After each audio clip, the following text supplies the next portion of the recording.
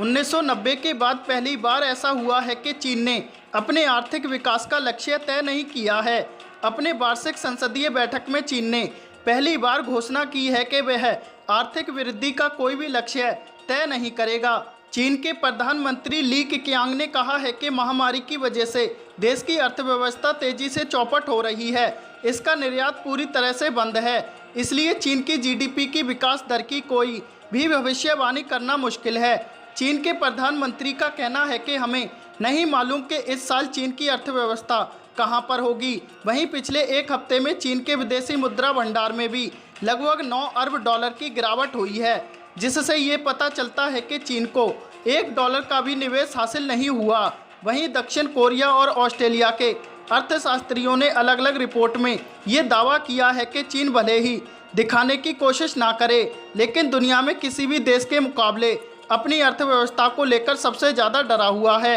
इसको केवल इस बात का डर नहीं कि हज़ारों कंपनियां चीन से पलायन करने की तैयारी कर रही हैं, बल्कि चीन को इस बात का भी डर है कि सब कुछ सामान्य होने के बाद अगर पूरी दुनिया में व्यापार सामान्य हो गया तो क्या दुनिया चीन के सामानों को फिर से स्वीकार करेगी, क्योंकि कोरोना वायरस ने पूरी दुनिया के अंदर चीन के प्रति नफरत पैदा कर दी है। और यही नफरत न केवल चीन के लिए वर्तमान में चुनौती बना हुआ है, बल्कि चीन के भविष्य पर भी ब्रेक लगा सकता है। वहीं न्यूज़ एजेंसी रॉयटर्स ने भी सरकारी सूत्रों के हवाले से कहा है कि भारत की सरकार चीन के निवेश पर और भी सख्त कदम उठाने जा रही है। अभी तक तो भारत ने एफडीआई के नियमों में ही बदलाव किया है, लेकिन जल्दी भारत एफबीआई यानी कि फॉरेन पोर्टफोलियो इन्वेस्टमेंट के कानून में भी बड़ा बदलाव करने जा रहा है, ताकि चीन हांगकांग के जरिए या फिर किसी अन्य बाजार के माध्यम से भी बिना सरकार की परमिशन के निवेश ना कर पाए। यानी कि भारत हर उस रास्ते पर